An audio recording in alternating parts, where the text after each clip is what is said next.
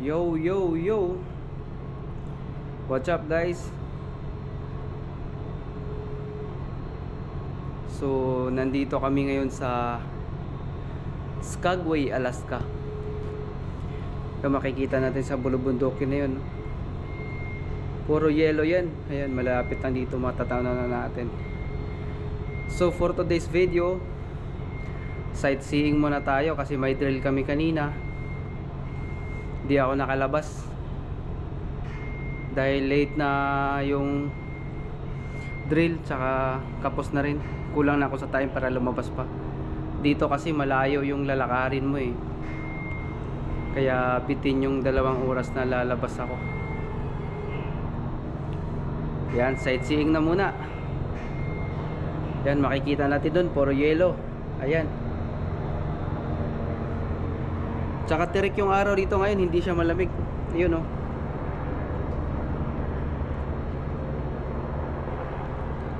Hindi malamig dito, hindi.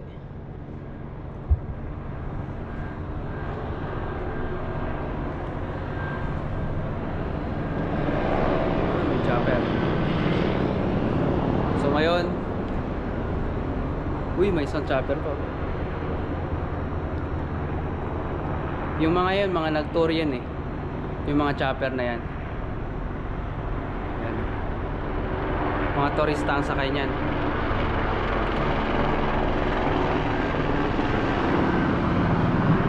So ngayon pupunta tayo dun sa kabila.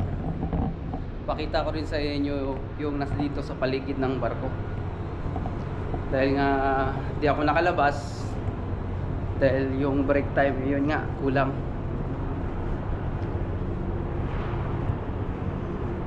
Kaya pakita ko na lang muna sa inyo yung matatanaw natin dito sa barko.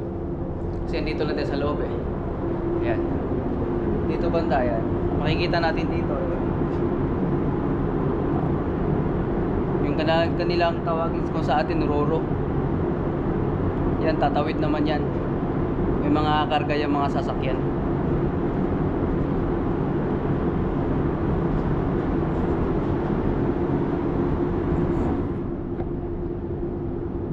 Yan, yung mga sasakyan na yan, yun yung mga ginano nila sa camping. Mga pang-camping yung mga sasakyan na yan, makikita natin.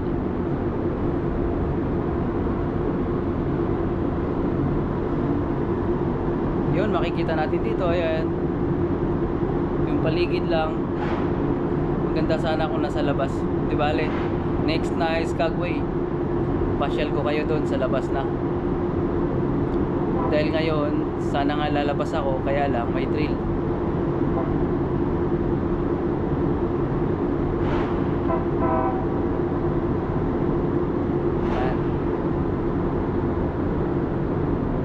Sightseeing lang muna tayo, tapos trabaho.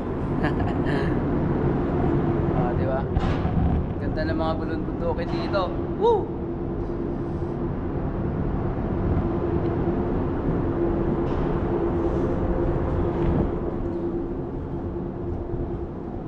Ganda sana sa labas kasi nga masyadong maaraw, hindi malamig. Hindi katulad kahapon sa Juno. Sabagay, umaga ako lumabas noon, kaya malamig pa yung hangin. Pero ngayon hindi na. Yan nga pala, yung Carnival Luminosa. Kasabay namin dito sa Skagway. Yan.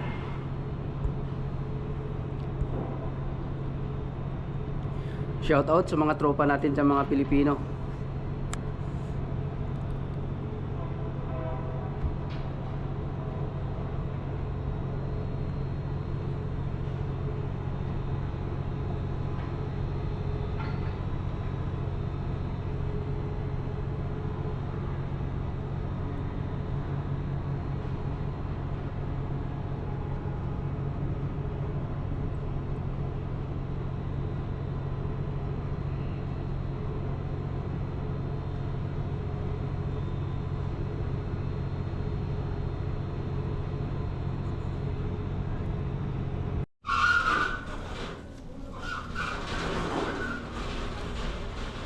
Okay.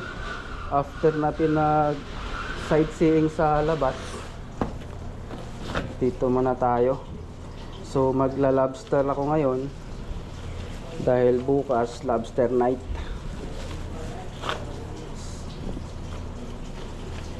Kaya kailangan ano muna. Ito dahil may allergy ako sa mga dagta ng kumbaga tubig ng lobster. Kaya ako nagkaganito. Ginagawa ko nito, binabalot ko yung aking braso.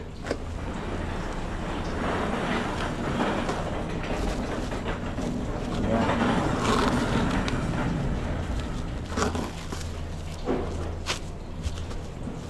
Binabalot ko kasi maano yung allergy ko sa tubig ng ano ng lobster.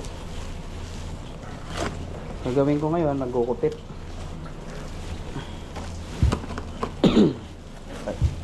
Malang aking ubo.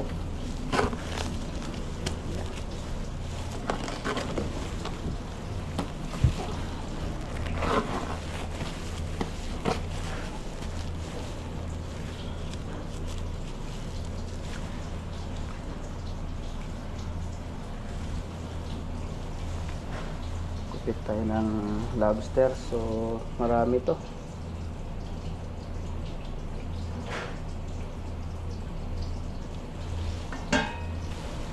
Pagkatapos kong balutin, ito naman kasi matigas yung ano ng lobster.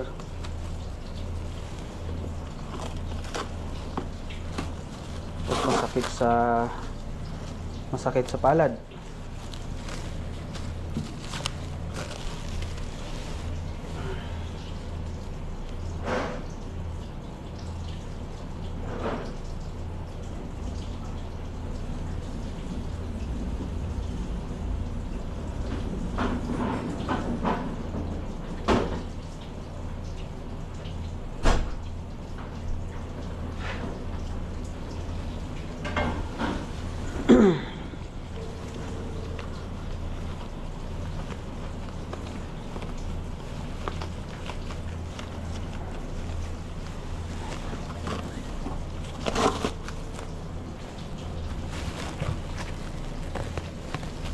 Alright. So ayun, nabalot ko na ang ating kamay.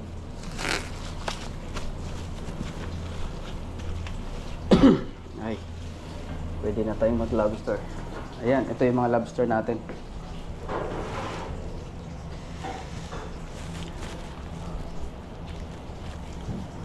Ayan. Tapos gugupitin natin yan isa-isa.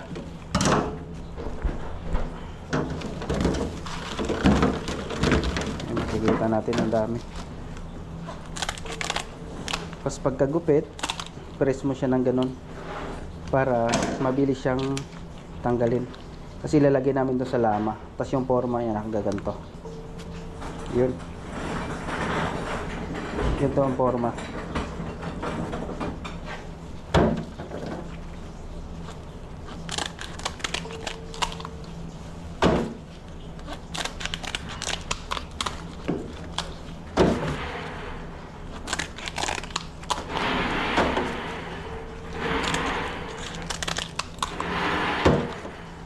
$40 to eh. Tapos yung laman sa isang box 16 pieces.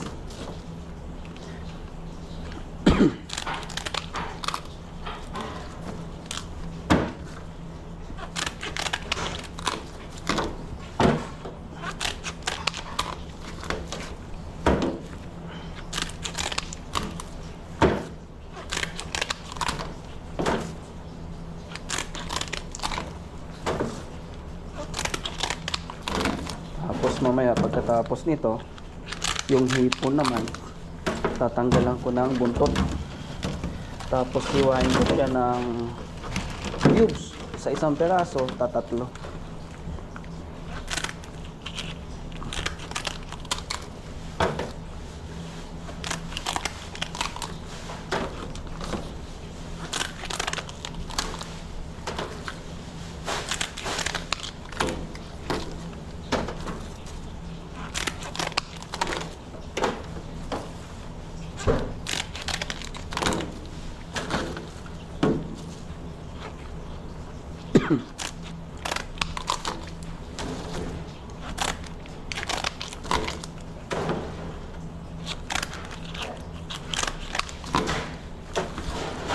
Ganito trabaho ng butcher dito sa barko, sa mga cruise ship.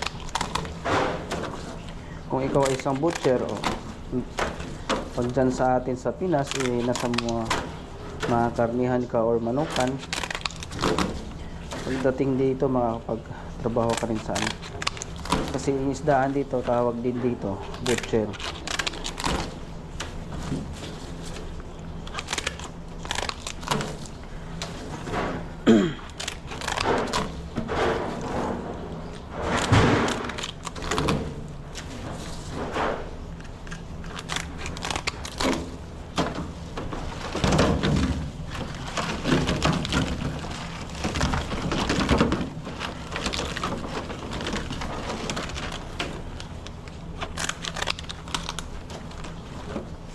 Masakit to sa kamay pag sobrang dami talaga.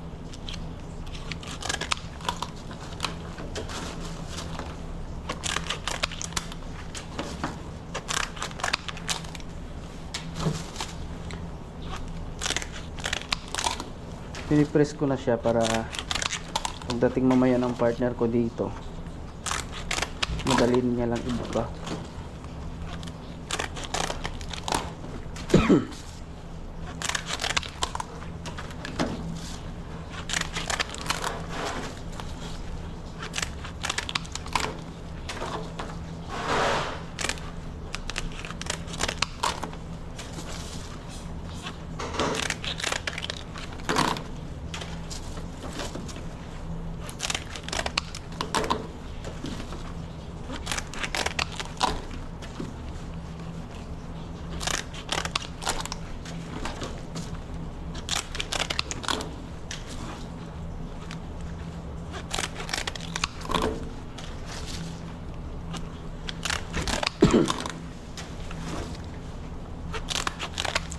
So ayun, sa mga gustong magtanong kung madali lang ba trabaho butcher sa barko,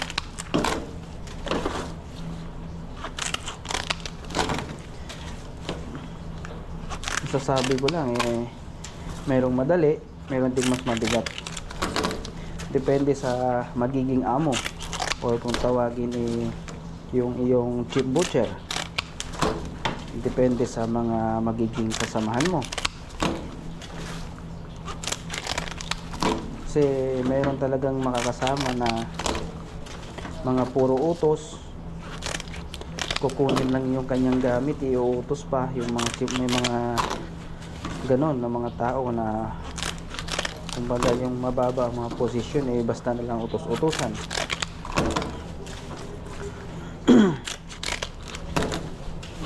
Meron namang mga maayos kasama.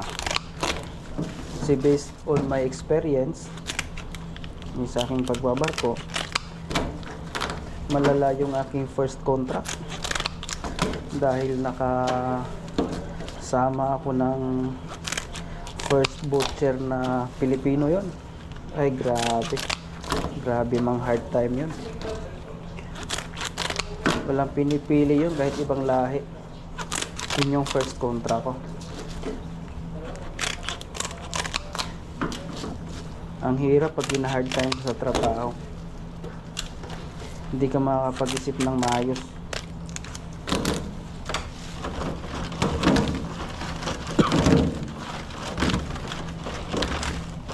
Pero pasalamat na lang din ako na naka-experience ako ng ganong tao. Kasi nung pangalawang kontrata ko, wala na, parang ano na sa akin. Kumbaga alam mo na yung sitwasyon, marunong ka na sumagot. Kasi syempre hindi na yung kasama sa trabaho na nasa job description ng mga ganong utos. Dito naman kung tama ka, sumagot ka. Basta nasa tama ka, sagutin mo sila. Huwag kang magpapabuli. Pag magpapabuli ka, ikaw ang kawawa. Ako sa totoo lang, mayroon na rin ako mga nakakasagutan.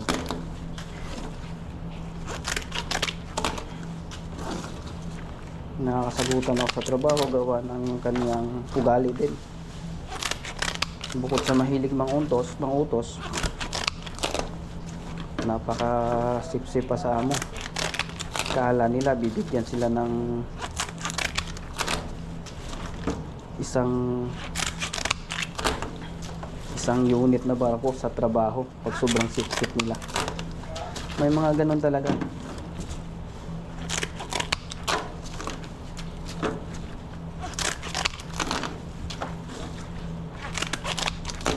Sa kalabanan kasi dito sa barko, pasipsipan eh.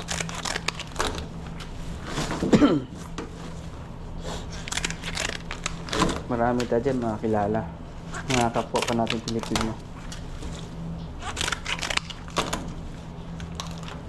Pero ako, ay nako, sinasagot ko sila.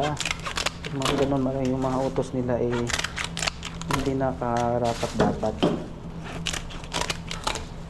Pero pag uutusan ka ng chief butcher, first butcher, ayos lang yun, walang problema yun. Kasi sila yung may mga posisyon dito sa butcher sa cruise ship. Pero pag yung utos ay yung mga segundo, 3-0, tapos pag uutusan ka, pag sisigaw-sigawan ka, ay naku, sagutin mo yung mga yan. Huwag kayong magpaano dyan mga yan. Ito lang naman sa akin, based on my experience, payo ko lang din sa mga gustong magbarko dito, gustong mag-butcher sa cruise ship. Unang kontrata, okay lang yun, mapapalagpas natin yun. Pero pag pangalawang kontrata, may experience ka na kung ano ba talaga sistema, huwag kayong magpapi.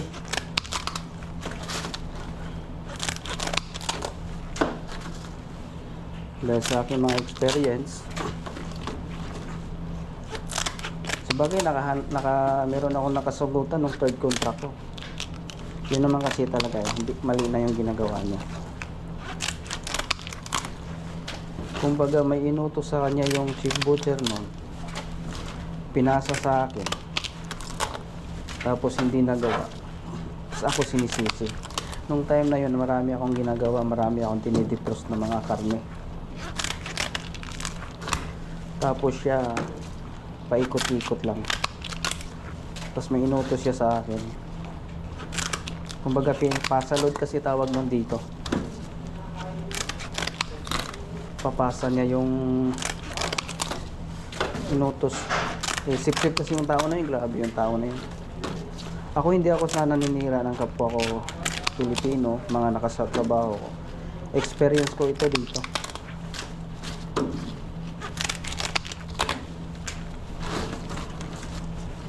Pero pinalagpas ko din naman yun kahit nagkasagutan kami mga bandang huli. After 2 days, okay naman kami. Pero pag mo mga ganon, may lamat ka na sa akin, hindi na kita, hindi ako yung pinapansin kita, pero about sa trabaho. Kasi mahirap yun, may kasama kang traidor.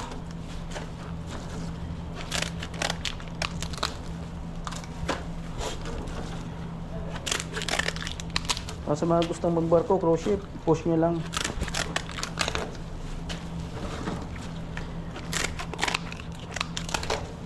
Apply lang kayo.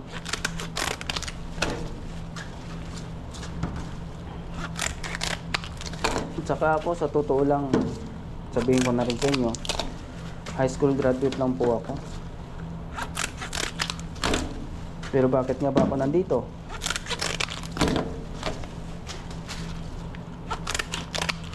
Nung nag-a-apply ako that time, land visa na yung na-applyan ko nun. Tapos hindi ako na-qualified nun, gawa nang na-late ako nun eh. Bali puno na daw. So ngayon, pasalamat din ako sa HR that time kasi ni-refer niya ako sa ibang fleet. Ni-refer niya ako sa ibang company baga. Kaya ako napunta dito. And then yun, ipasa ko yung mga interview ako, ay pasa ko. Sabi ka ba, din ako nun. High school graduate lang ako pero nandito ako. Nung first contract ko, hindi ko pa masabi na totoo to. Parang ganun, parang yung pakiramdam na ano. Pasalamat ako kay God. na nandito ako hanggang ngayon. Na pagbigay na ako ng dagdag financial sa aking magulang.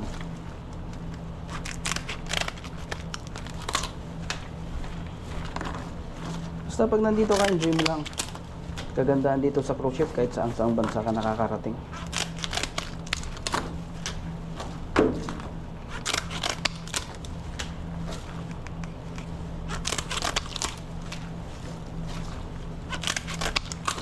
Ayun, patapos na yung isang bayan natin. Ganun lang.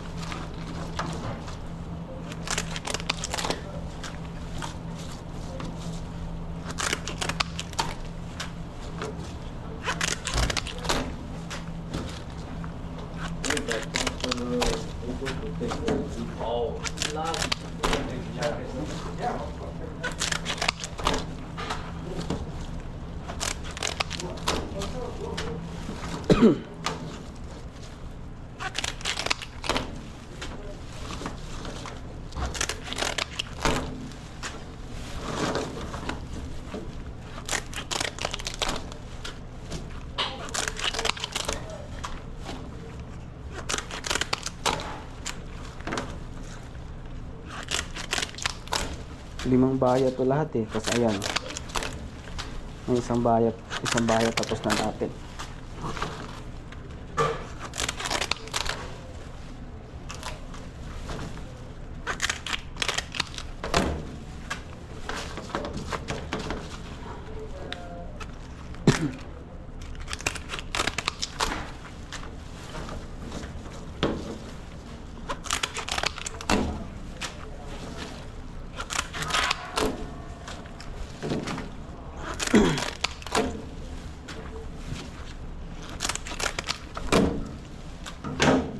Okay, pangalawang baya tayo. Oops.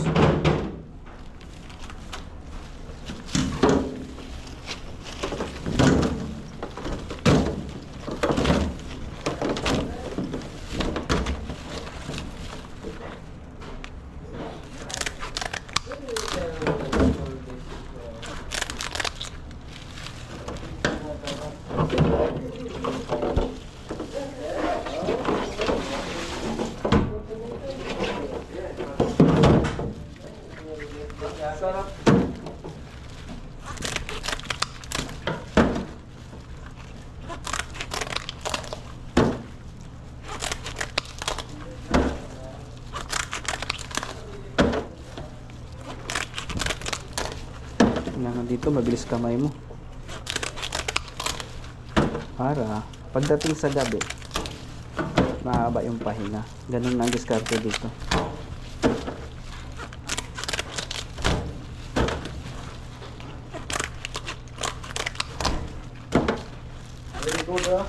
Yes sir, how are you sir? Yes. Yeah. This lobster is very expensive. Here, not here, in outside, Outside. $87. Fuck, too much. And only one person. Only one. No, three. So what is it? Camera? Yeah, I make a vlog. But now it's online? Online. No. Recording? I recording, yeah. But only this one, only the lobster. How much price? $350. Last contract in Regal Princess. Yeah.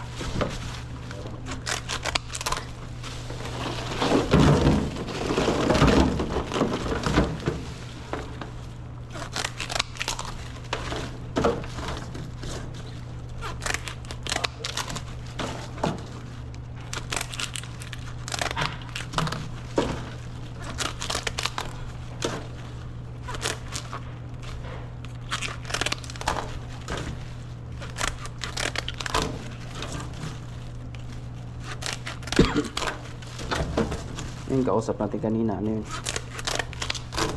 Italiano. Ano yun? Officer. Isir siya ng ventilation. Nag-check sila dito.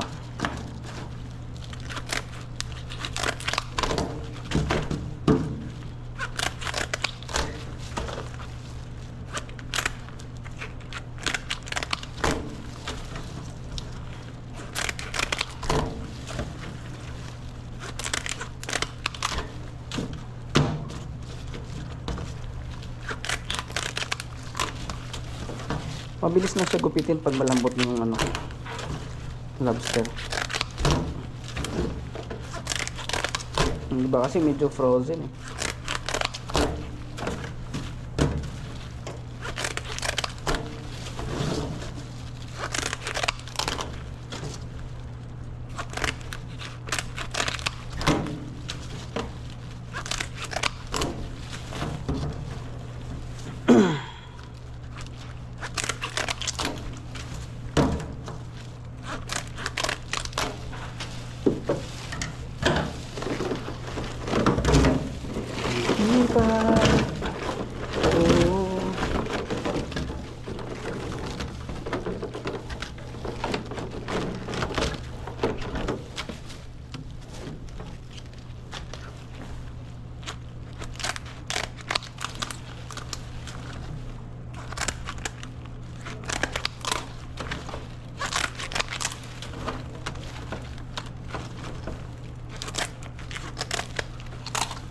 Oh shit. Talsikan tayo ng talsikan na ako ng ano.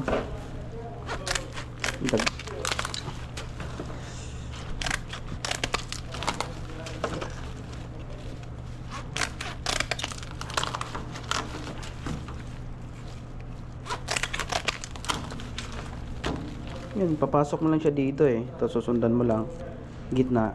Tapos push mo yung gunting. Ayan. Tapos gupit. Ayun lang. Tapos press.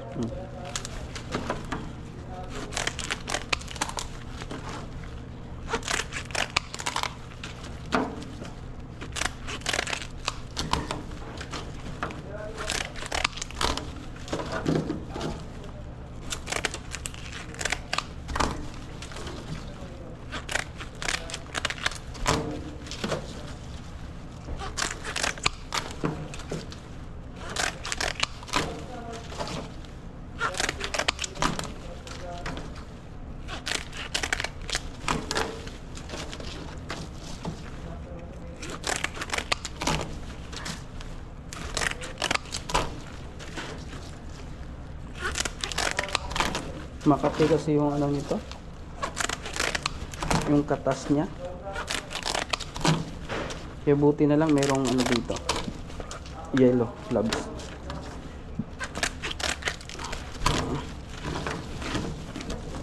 Makati, tapos masakit sa kamay. Nagbibitak-bitak yung palad ko nito dati. Gamit ko lang kasi yung blue na gloves, tapos lagi siyang nabasa, natutusok. Ito, may gloves tayo na pang lobster talaga.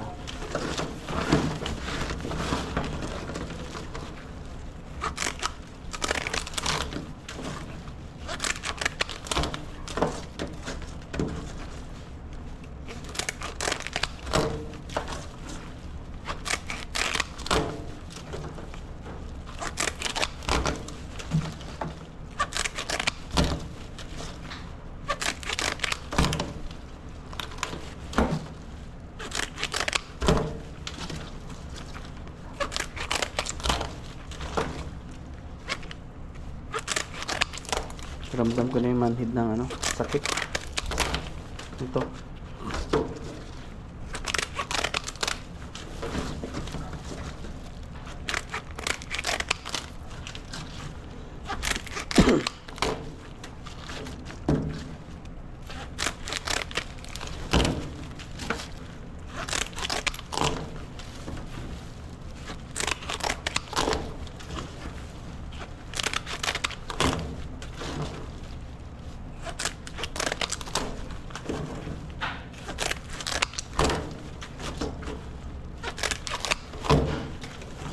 Parang medyo matigas talaga.